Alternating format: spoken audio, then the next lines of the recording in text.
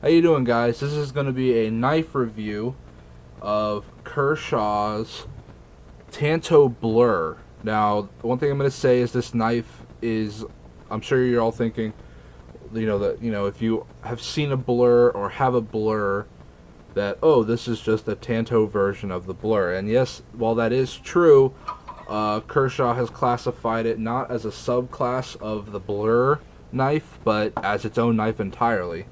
So, hey, I mean, that's got to be saying something. Alright.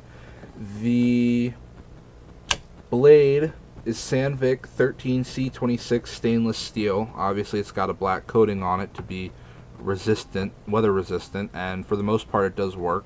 I have managed to scratch off the coating, as you can see right there. I've managed to scratch off the coating in a few places, and hey, all that means is that I've used the knife more than other people have maybe used their knives.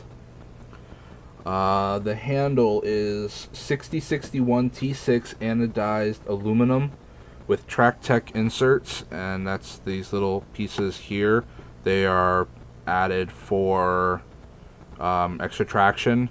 This is supposed to be an extreme weather knife, and it does give good traction when the knife is wet, but biggest problem I've had is in my pocket.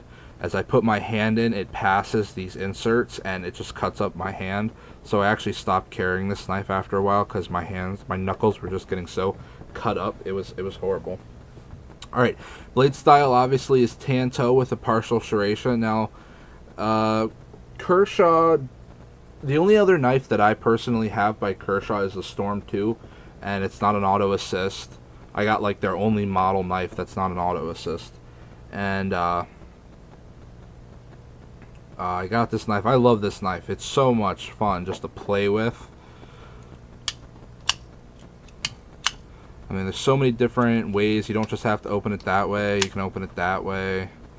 And because it's got double thumb studs and it's an auto assist, you can even open it left-handed, and it doesn't, it's no harder than opening it right-handed.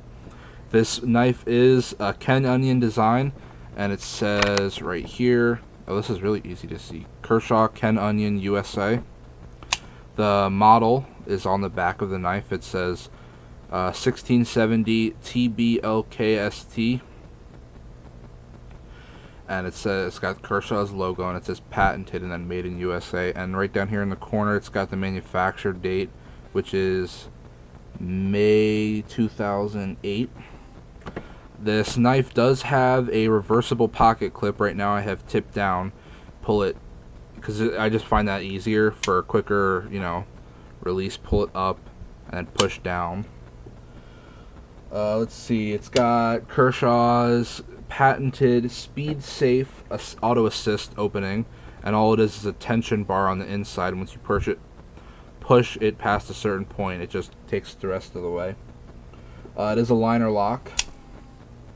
You can see right there is the liner that goes down inside, so you can't really see it from there. One thing I have noticed about this knife, and it's very common amongst this particular knife, is because of the speed safe, you get a lot of wobble here in the pivot screw, and this pivot screw gets loose so much. One thing I do have to complain about, if you want a knife purely for looks and not so much, if you care if it gets beat up, I would not recommend this knife. It only comes in black. The Tanto Blur only comes in black, and if you drop it, it can chip. And actually, that's a perfect example right there of the the metal being gouged, and it just cutting right through that anodized straight into the aluminum. So if you want a knife based on looks, this is not a good one. But if you want a knife based on performance, this is an amazing choice. I loved it. I carried it for a while. Sometimes I doubled up with my Gerber Remix, and I carried both of them at the same time. This in my left pocket, and the other knife in my other pocket, and I just go back and forth. Do I need something quick, or do I take my time? But I love to just sit here and play with this knife.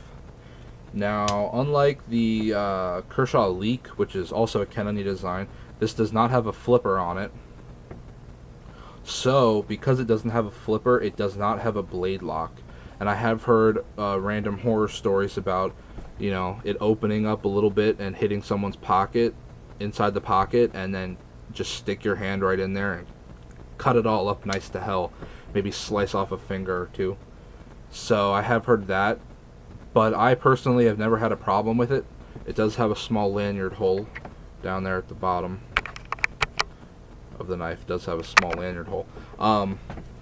Let's see, the MSRP is on this knife is $99.95, so good $100. I actually got it from Walmart for about $59.95. Now this knife is so incredibly popular that at least the Walmart by my house almost never had it in stock. I got it once. There was only one left, and I got it. And it was the day after, or no, it was the same day it was shipped in. I bought it before closing, a few hours before closing time. There was only one left. And, you know, they come in 1, 2, 3 at a time. So, very popular knife. I would totally recommend it if you can afford it. And it's just a badass looking knife. I mean, you can't deny that is just, I mean, obviously mine's a little dirty from heavy use, but that is just a total badass looking knife.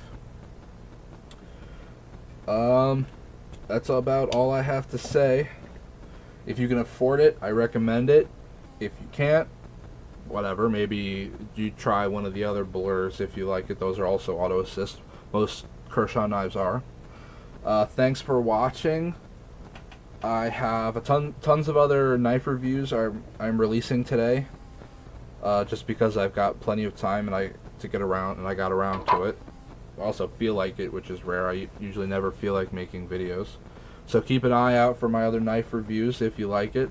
I've got some other Kershaw knife reviews on my my YouTube account, and I've got a bunch of Gerbers, and now I even have a few Cold Steel, and there's one CRKT if you like that.